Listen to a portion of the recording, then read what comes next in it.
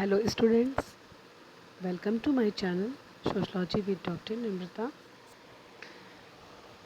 विद्यार्थियों, आशा करते हैं कि आप सभी स्वस्थ होंगे, खुश होंगे, प्रसन्न होंगे और कल रक्षाबंधन का त्यौहार आने को है तो आप सभी उसकी तैयारियों में मस्त होंगे, तैयारियों में बिज़ी होंगे। तो सोचा रक्षाबंधन की पूर्व संध्या पर आपको एक जानकारी का वीडियो दे दूं कि मैं ठीक हूँ।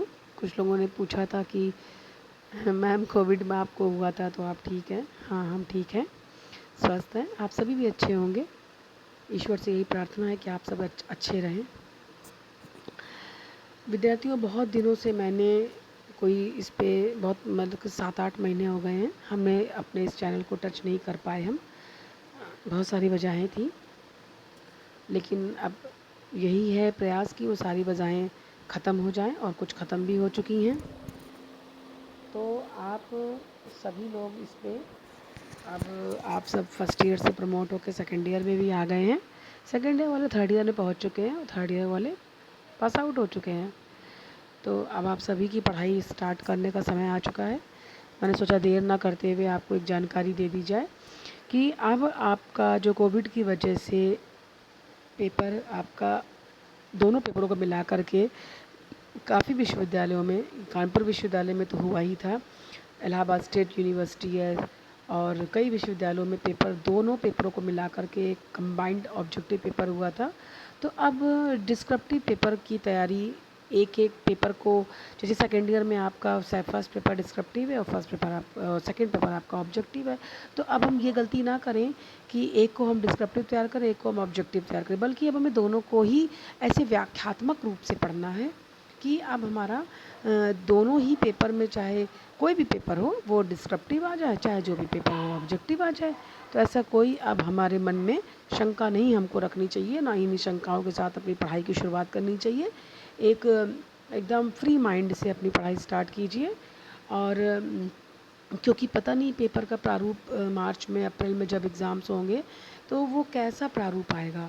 तो उसके लिए आप अभी से प्लान करते चलिए, क्योंकि देखिए थर्ड वेव आनी थी तो हमारी सरकार ने भी, हमारी राज्य सरकार, हमारी केंद्र सरकारों ने भी अपनी तैयारियां पहले से ही कर ली थी। तो आने वाला जब हमें टाइम पता है कि कैसा हो सकता है, क्योंकि हम उस समय को, बहुत ही बुरे समय को हम सब देख करके यहाँ तक आए हैं, तो उस बुरे समय से, अगर वो बुरा समय ईश्वर न करे पलटे कभी, तो यदि पलटता है तो उसके लिए हमें प्रिपेयर रहना है ना। सभी तरीके से हमें प्रिपेयर रहना है, तो हमें अपनी पढ़ाई को भी पीछे नहीं छोड़ना है। तो अब हम इस पे कल कोशिश करेंगे कि कल तो आप सबका रक्षाबंधन का त्यौहार है और सबको रक्षाबंधन की हार्दिक शुभकामना। इसको बहुत अच्छे से मनाइए, खुश हो करके। और नेक्स्ट मतलब अब न्यू जो वीक की शुरुआत होगी मंडे से, I will try my best. और हम आपको एक निर्धनता नाम का, आपका भी ये सेकेंड ईयर में फर्स्ट पेपर में अध्याय है, तो आपने निर्धनता और बेकारी को हमेशा एक साथ सुना होगा, ठीक है। और ये कोई ऐसा नवीन विषय नहीं है, कोई नवीन टॉपिक नहीं है, कोई न्यू टॉपिक नहीं है कि आपने कभी निर्धनता या गरीबी ना सुना हो। बहुतों ने सुन रखा है, बल्कि सबको आता भी होगा। लेकिन देखिए, जब हम किसी विषय में, किसी शीर्षक का अध्ययन करते हैं, किसी विषय में जब हम किसी चैप्टर का अध्ययन करते हैं, तो हमें उसके मतलब उस सब्जेक्ट के अनुसार, यदि वो अर्थशास्त्र है तो आर्थिक परिप्रेक्ष्य से, और यदि समाजशास्त्र तो सामाजिक परिप्रेक्ष्य, राजनीति शास्त्र तो राजनीतिक परिप्रेक्ष्य से हमें उस विषय को समझना पड़ता है, उस शीर्षक को समझना पड़ता है। तो समाजशास्त्र में निर्धनता को किस प्रकार से व्याख्यानित किया गया है, उसकी किस प्रकार से व्याख्या की गई है, क्योंकि इस अध्याय में ऐसा कोई विशेष चीज़ नहीं है, बस एक निर्धनता की परिभाषाएं हैं और किसने हमारे मतलब किस आधार पे हमें कितनी कैलोरीज़ लेनी चाहिए। और ये तो खैर भोजन से संबंधित होता है, लेकिन कहीं ना कहीं भोजन का संबंध हमारी अर्थव्यवस्था से होता है। और निर्धनता के प्रकार है सापेक्ष और निरपेक्ष, बस इसका ही हम इसमें अवलोकन अध्ययन करेंगे। तो हम कल इस अध्याय के साथ में मिलते हैं।